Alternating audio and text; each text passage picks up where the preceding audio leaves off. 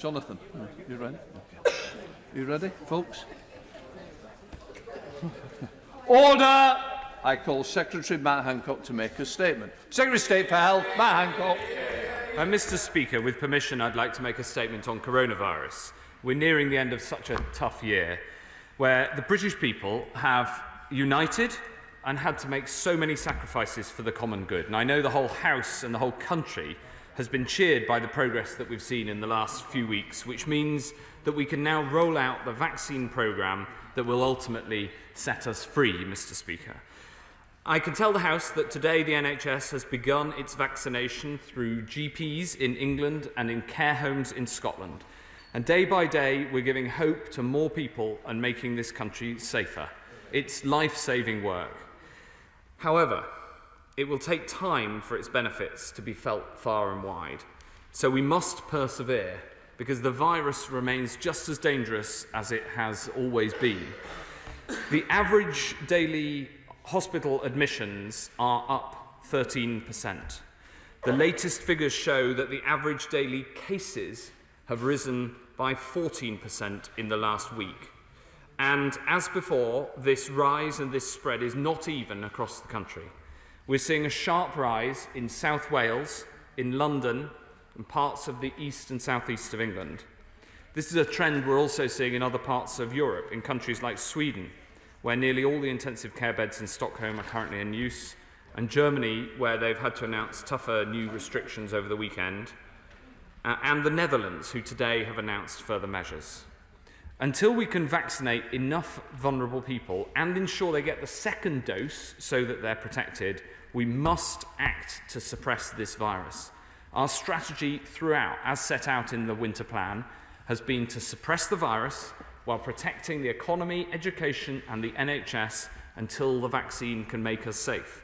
And today, Mr. Speaker, I'd like to update the House on the latest steps we're taking on this mission. First, I'd like to update the House on a new development about the virus itself.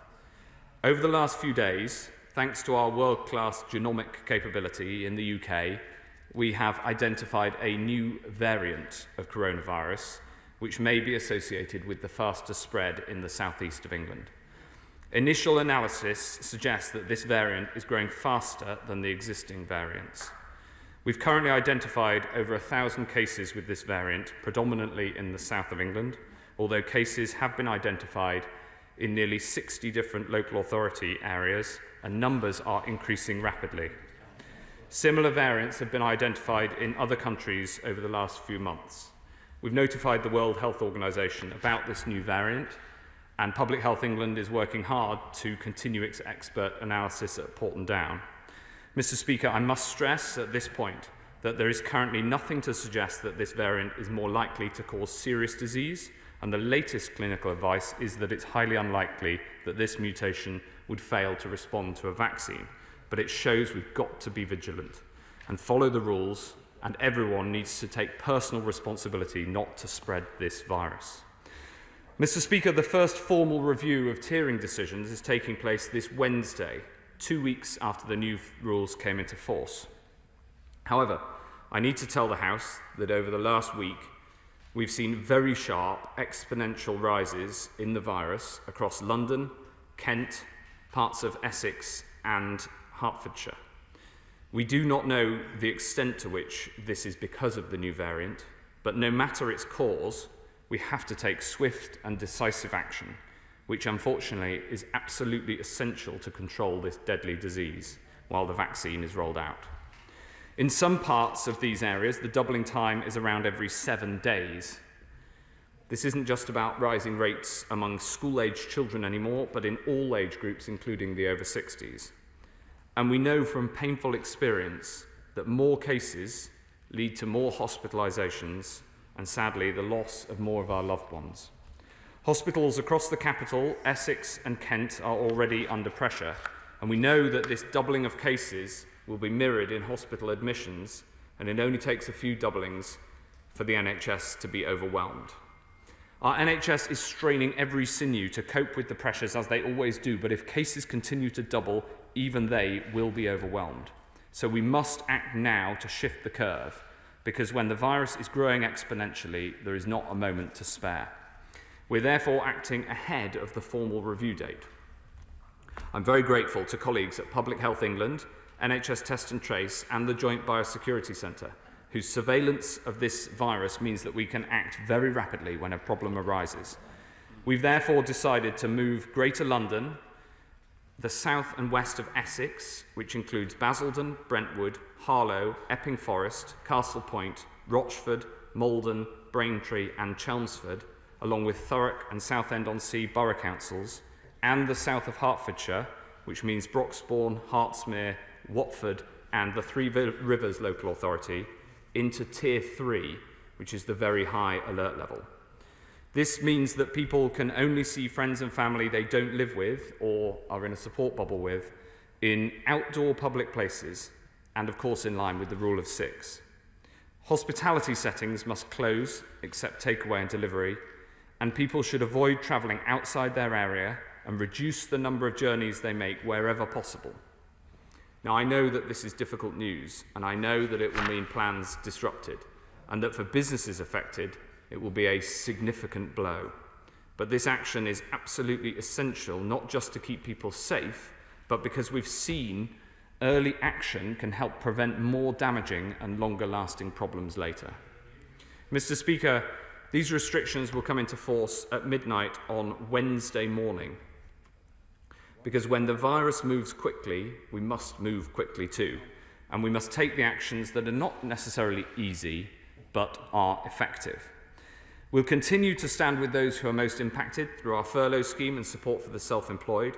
We've already begun to surge mobile testing into these parts of London, Essex and Kent, and we're extending community testing too. In addition, I can tell the House that this weekend, as part of our expansion of community testing, we're extending it to 67 local authorities across England, and further, today we'll be publishing a guide for colleagues to promote, support and champion local community testing and contact tracing. We'll be using millions of newly invented tests to reduce the rate of infection in areas where infection is highest and help to move down through tiers and closer to normal life. Mr. Speaker, thanks to the forces of science, help is on its way. But while we know now that that day will come, this isn't over yet. And while we deploy the fruits of scientific endeavour to make the country safe, we must do what it takes to protect our loved ones and our NHS now. I know these steps are hard, but we must not waver as we enter the final stretch, so that when we look back on this time of crisis, we can all say that we played our part. And I commend this statement to the House. We now come to Shadow Secretary of State Jonathan Ashworth. Grateful, Mr. Speaker, and as always, grateful to the State for advance side of his statement. This is a virus that, without adequate restrictions in place, spreads with ferocity. And case rates are increasing again, hospital admissions climbing, they are edging up. Last week, the England-wide rate was 159 per 100,000. Now it's 188 per 100,000. That's a 20% increase. Across London, cases have increased 30%. Across the east of England, 36%. So none of us are surprised at the action he is taking today. Indeed, he was warned that Tier 2 wouldn't be enough to contain the spread of the virus in many places. And indeed, it looks like in some areas, such as Kent, Tier 3 isn't enough to contain the spread either. Elsewhere in the country, Tier 3 does appear to be allowing the virus, forcing the virus to flatline, and indeed the northwest is trending down. But overall, the increasing areas are rising faster than the decreasing areas are falling. And as things stand, we are heading into the Christmas easing with diminishing headroom. The buffer zone these tiers were supposed to provide is getting much thinner. So what is his plan to keep people safe through Christmas and avoid huge pressures on the NHS in January? What is his plan to support an exhausted, underfunded, understaffed NHS through January to deliver the care patients will need? And is he confident that our NHS won't be so overwhelmed in January that it impacts the vaccination programme? Now, our response throughout to COVID could have been stronger had contact tracing been more effective? In boroughs like Islington, only 65% traced by the national system. In Tower Hamlets, only 60%. In Barking, 61%. And yet Test and Trace is costing 22 billion, more than the policing and fire service budgets combined. And yet, according to the NAO, up to September, only 785 million was allocated to local council public health teams. Meanwhile, Serco have subcontracted to 21 other firms, offering little training to staff, with some in call centres, alongside others making sales calls for gambling websites. Surely it's time to scrap Serco and put all public health teams in the lead in doing the retrospective cluster-busting contact tracing we need. Now, he has promised more testing for Tier 3 areas. What about the Tier 2 areas? And on the lateral flow tests he is rolling out, he will know that some care home providers are refusing to use these because they're concerned about their accuracy. So is he satisfied that these tests are accurate enough for this purpose and are safe? And if they can't be used for care homes, how quickly can care home residents' relatives make use of PCR tests? Now, he often praises Liverpool, but isn't the biggest lesson to draw from Liverpool that people still struggle to isolate if they haven't got the financial means to do so? The eligibility criteria for the £500 payment is still too tightly drawn.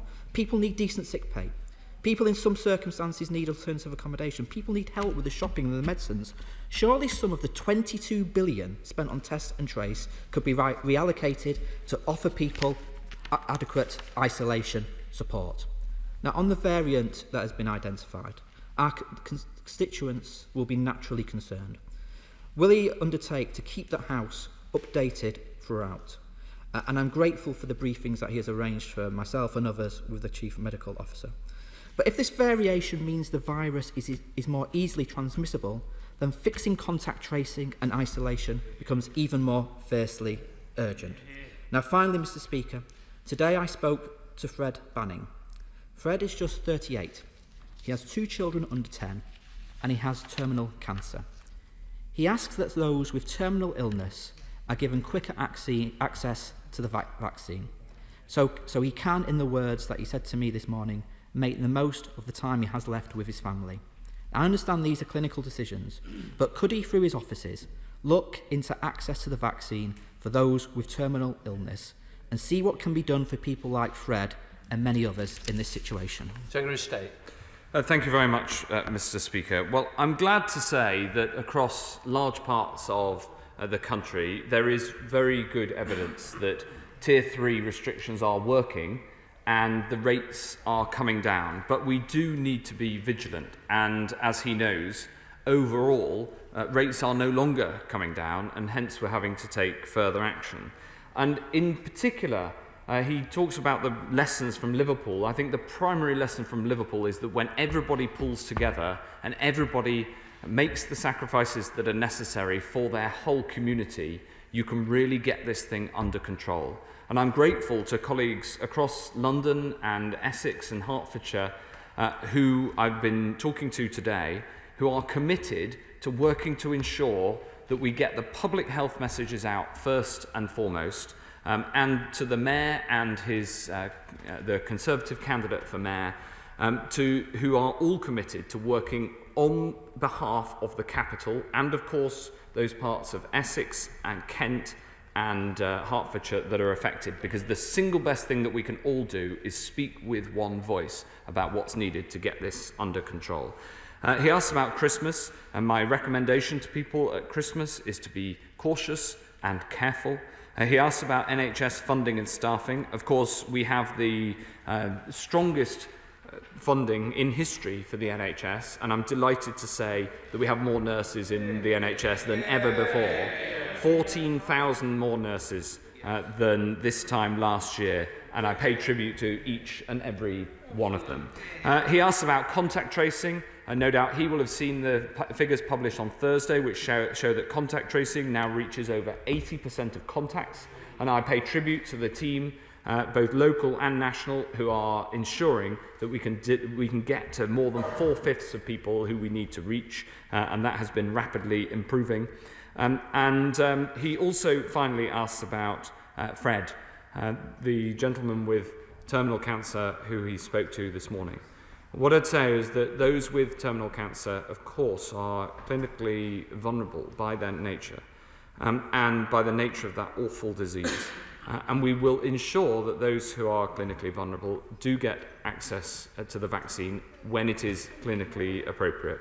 And I'm very happy to take up the individual case that he raises and ensure that he gets a fair deal. But all in all, Mr. Speaker, I'm grateful for the Honourable Gentleman's support for the measures that we've outlined today, and of course support for the vaccine programme, which is rolling out across the country right now. We now come to the Chair of the Select Committee, Jeremy Hunt. Thank you, Mr. Speaker. These are incredibly difficult decisions, but I wholly support them because the evidence from all over the world is that in these situations, acting early and decisively is the best way to save both lives and jobs. And so close to rolling out the vaccine, it would be perverse in the extreme if we were to take our foot off the pedal. But can I ask him about this new strain, first of all? He said it's highly unlikely that the vaccine won't work with the new strain. When will we know for sure? Are there any trials going on? Is he going to get more up-to-date scientific information on this anytime soon? And secondly, can I ask him for clarity? Just 11 days before Christmas, lots of people will be thinking about Christmas shopping. From Wednesday, if you live outside London, will it be against the regulations to come into Oxford Street to do your Christmas shopping? If you live inside London, will it be against the regulations to do your Christmas shopping? And is the only way to do your Christmas shopping legally now to go online? Secretary of State. Thank you very much, Mr. Speaker. Firstly, his point about the new variant, that is being assessed. The question he asked is being assessed in Porton right now. But as I said in my statement, the medical advice that we have is that it is highly unlikely that this new variant will impinge the vaccine and the impact of the vaccine. But we will know that in the coming days and weeks as the vaccine is as the new strand is cultured at Porton Down, and then, of course, the tests conducted upon it. The question he asked about Christmas shopping is important. It is recommended that people should minimise travel unless it's necessary in a Tier 3 area, and should minimise travel where it's necessary to a Tier 3 area. And so we have taken this action to try to protect people and to try to slow the spread of this virus. And that is absolutely the right thing to do. Let's head up to Scotland to SNP spokesperson Dr Philippa Whitford. Dr Whitford. Thank you very much, Mr. Speaker. Many public health experts have questioned the use of Innova lateral flow tests for mass community testing, especially as the manufacturers do not recommend them for detecting coronavirus in people who are asymptomatic. The Secretary of State must be aware of the paper from Liverpool University based on his own department's quality assurance programme, which has raised serious concerns about their accuracy when used in the community testing project in Liverpool.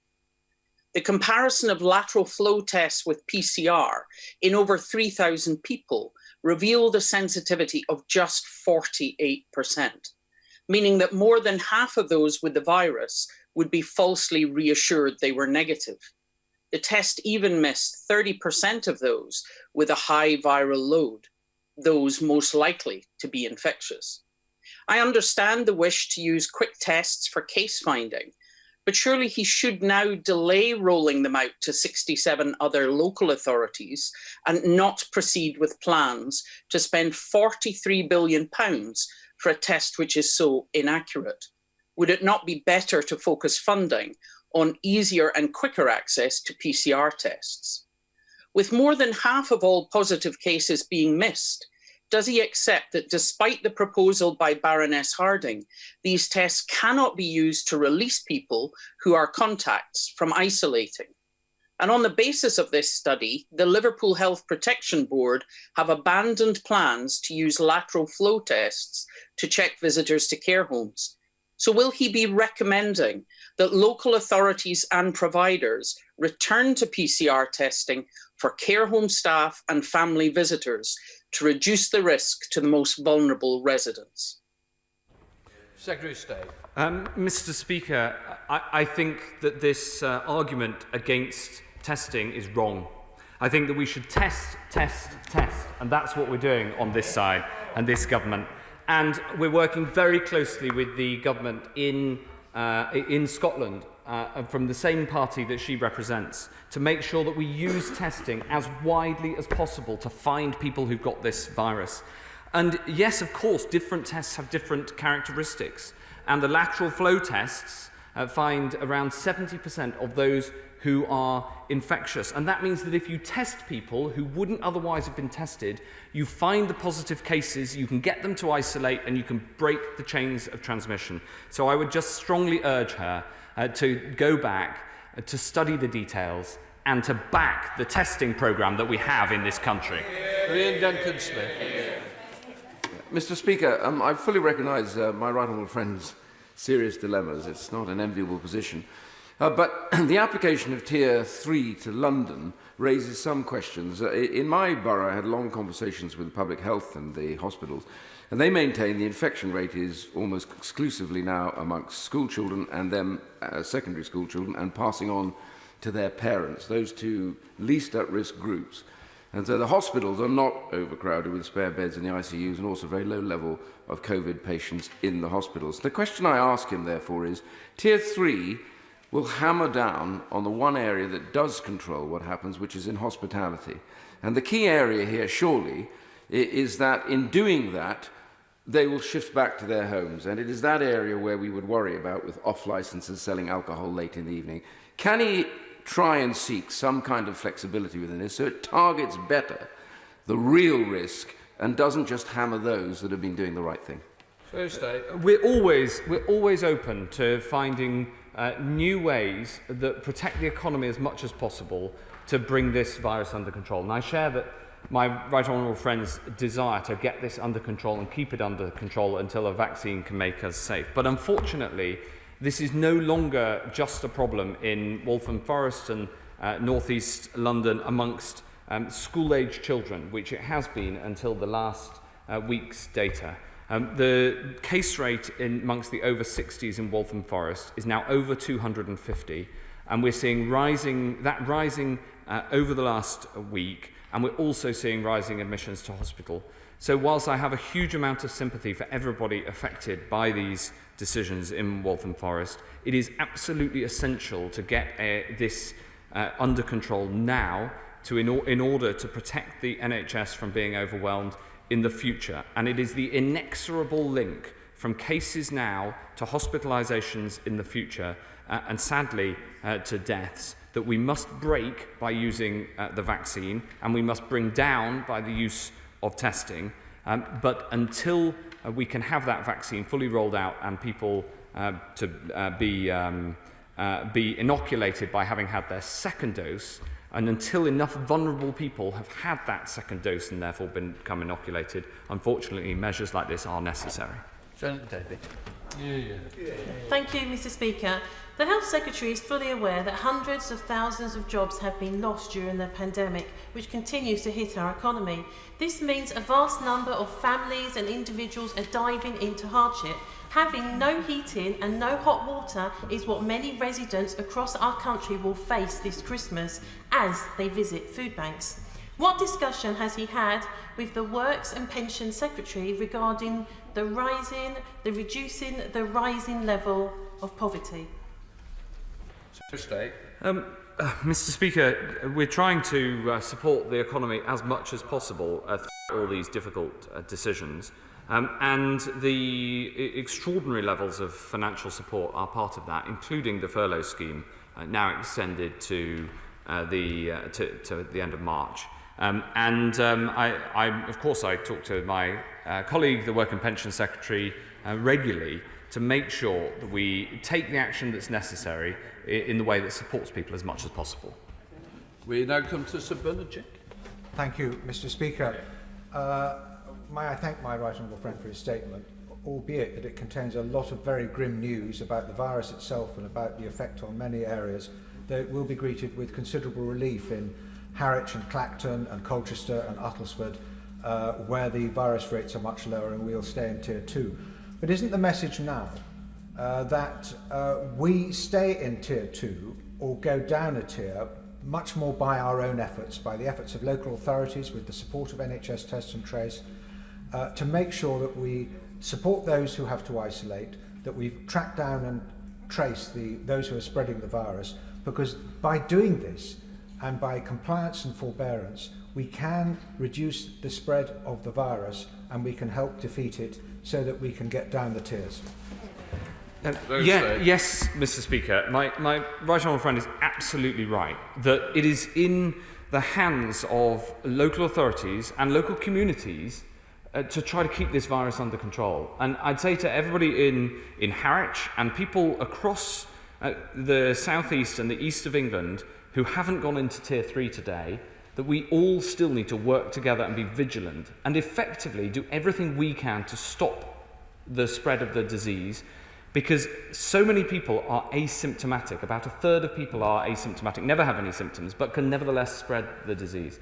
I'm very grateful to my right honourable friend for the work that he's done in giving me ideas to bring forward this pack to support colleagues to help in this effort, because the links between the national system and the local authorities are getting stronger all the time, and I want colleagues also to be able to play our part, especially as those of us who through our campaigning know our communities well, to get into communities to spread the message that if we all stick by the rules and if we get the testing in and the contact tracing in, then we'll be able to keep this under control.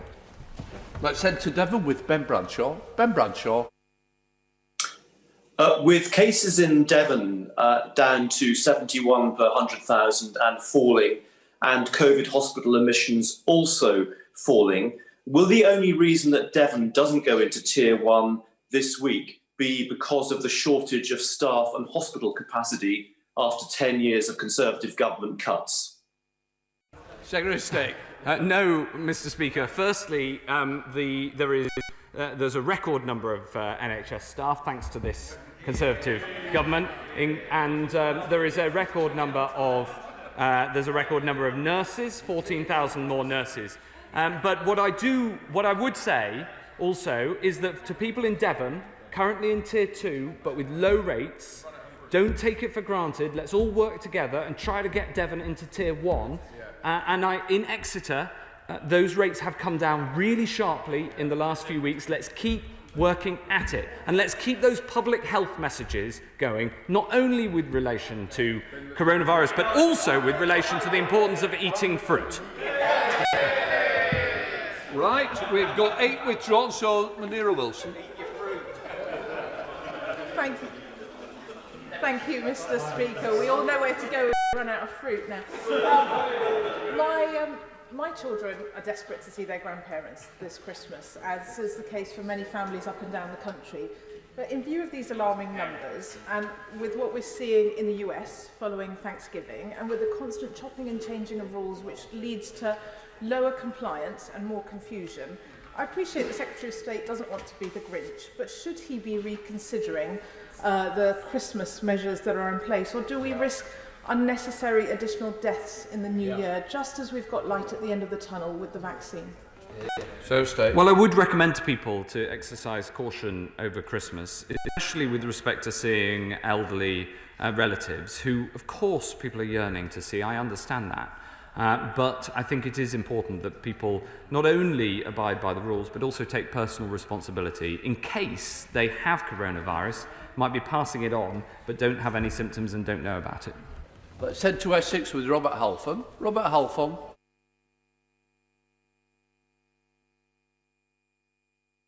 My right honourable friend will know I've supported the measures, all the measures that have been put in place, and I've put my faith in the government and the scientists and medical officers.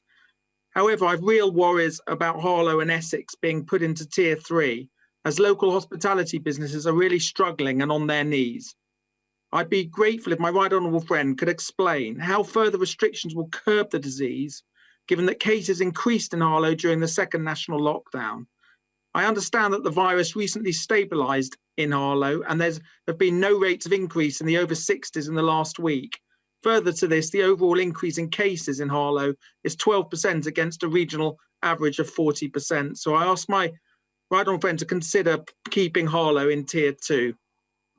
Thank you very much, Mr. Speaker. Well, unfortunately, cases are rising in Harlow and in the districts of Essex and Hertfordshire nearby, and so we do have to take the action that we do. What I'd say to my right honourable friend, who is an incredible champion of Harlow and of his local community, is let's work together to get this down, and let's work together to get this done, and let's work together to try to get Harlow back into Tier 2 as soon as possible, not just to save lives, and to protect the NHS in Harlow, but to give people their livelihoods back too.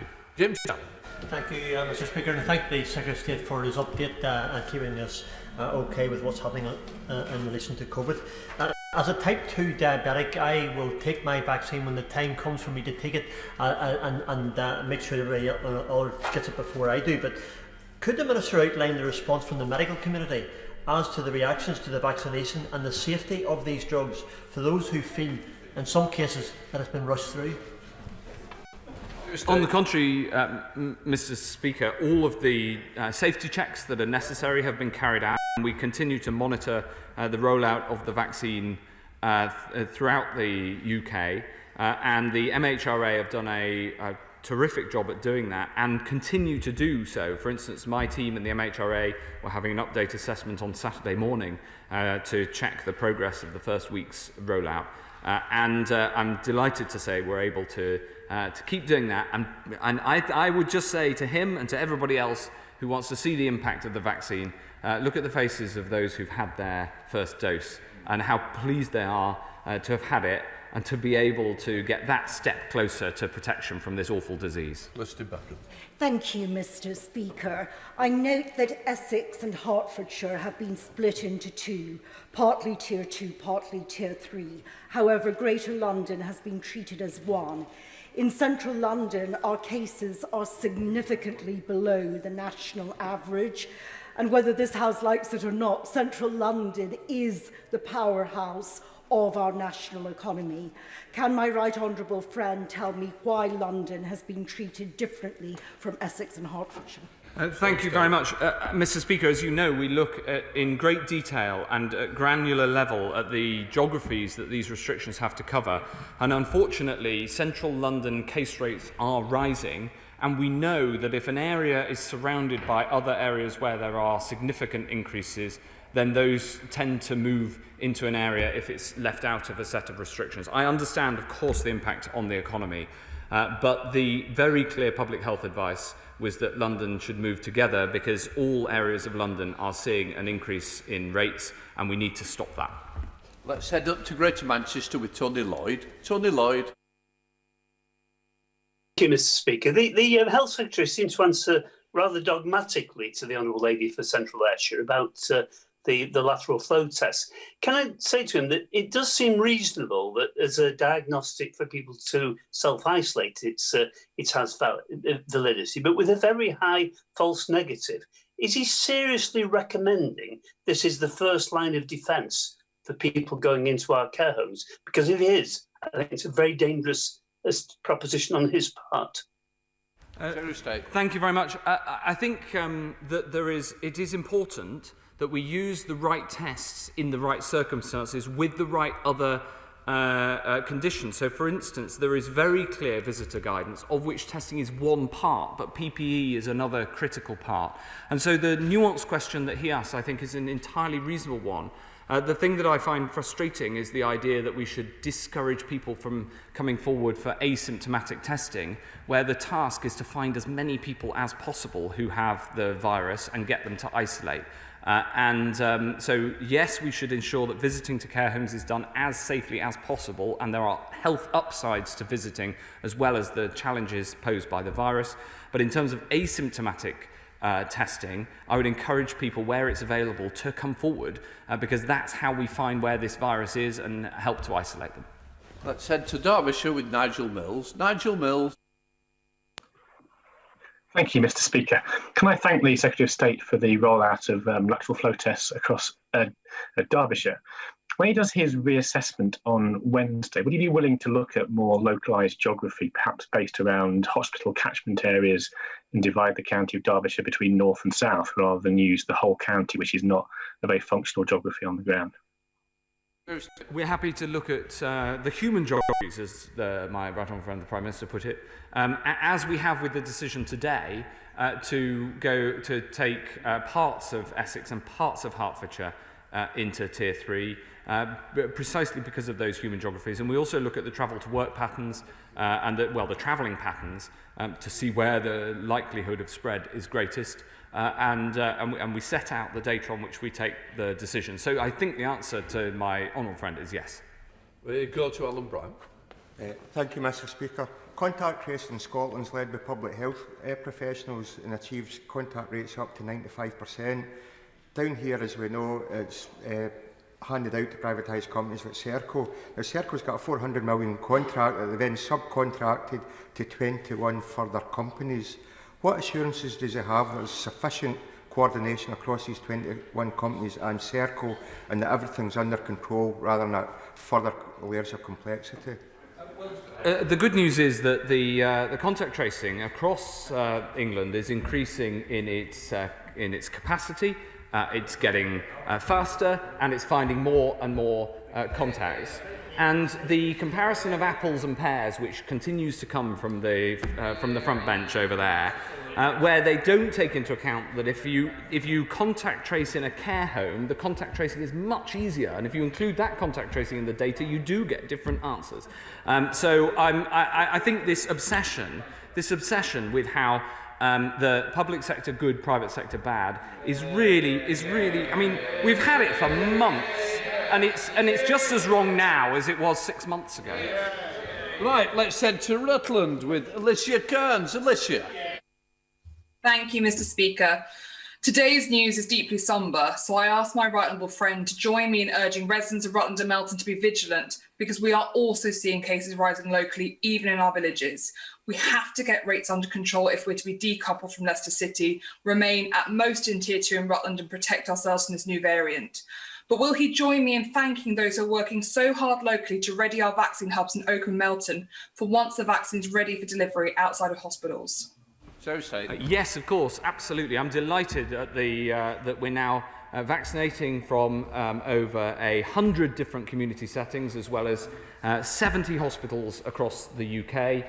It's a tribute to the whole vaccine rollout team, who've done a magnificent job over the last, well, I was going to say over the last week that it's been rolling out, but it's been weeks and weeks in the planning before then. What I'd say to residents in Melton and in Rutland, we will look at Leicester, Leicestershire and Rutland separately when we make the decision on tiering on Wednesday. Those in Rutland who are in Tier 2 still need to work at it and do their bit to try to keep Rutland in Tier 2 and, of course, hopefully get to Tier 1. It's so important that everybody does their bit.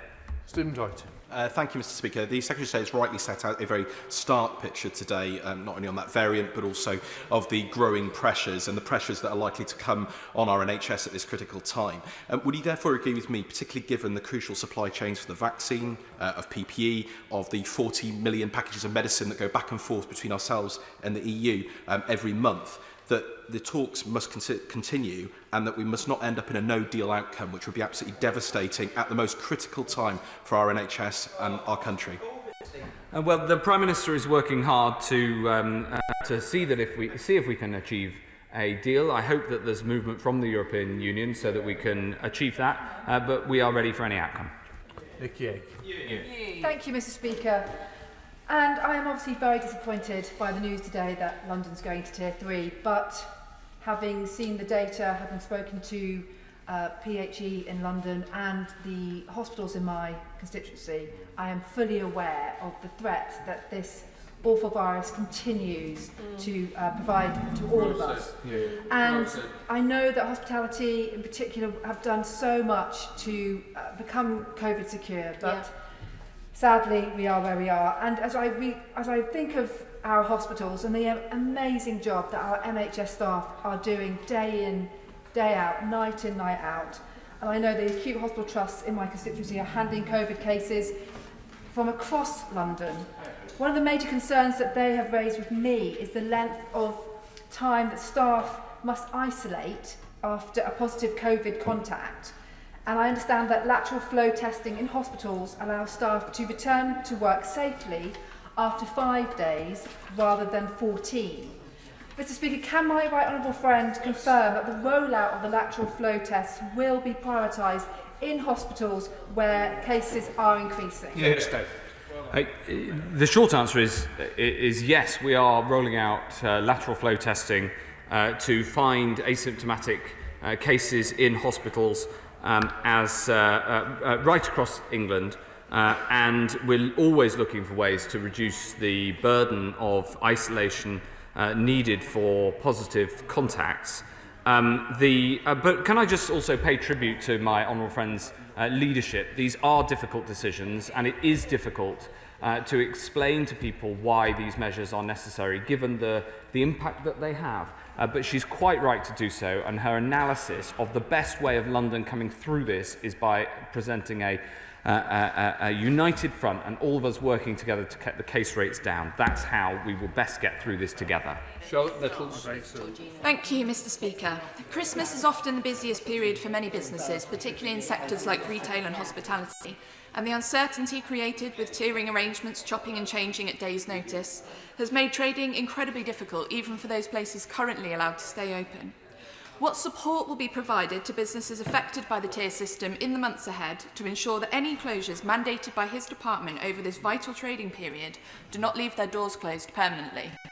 Yes, we want to support businesses as much as we possibly can, and the support that's available and the record sums has been outlined by my right honourable friend, the Chancellor, and that, of course, will be available to businesses as we go into Tier 3.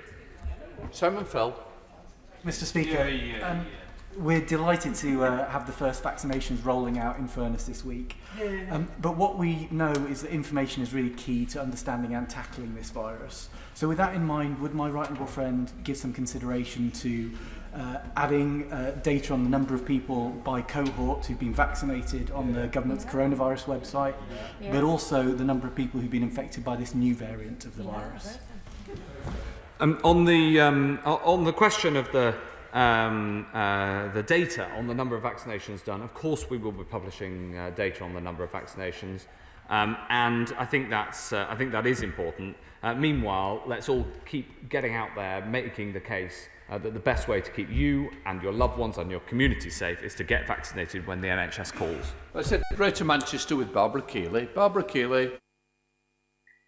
Thank you, Mr. Speaker. Self-isolation is crucial to breaking chains of transmission, but too many people cannot afford to self-isolate when asked to do so because of the loss of earnings this will mean. In Salford, only 389 out of 1,760 applications for self-isolation payments have been successful today, meaning many people are not getting the support they need.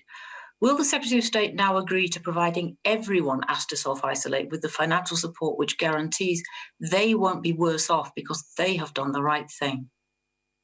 Well, the principle that she outlines is exactly the one that we're working to, and the £500 self-isolation payment for those on low incomes is a very important part, and I'm glad that hundreds of people in Salford have been able to reach it. Thank you, Mr. Speaker. May I thank my right honourable friend very much for his statement. I fully understand the difficulties which he faces. He will know that I'm the member for West Dorset. It is a very rural seat. Part of the West is 55 miles away from the commercial centre of Bournemouth, which is the driving force between our tiering in rural Dorset. We have consistently maintained low numbers of cases, and on Friday we just had one person in our county hospital. Can I ask my right honourable friend that whilst I understand full well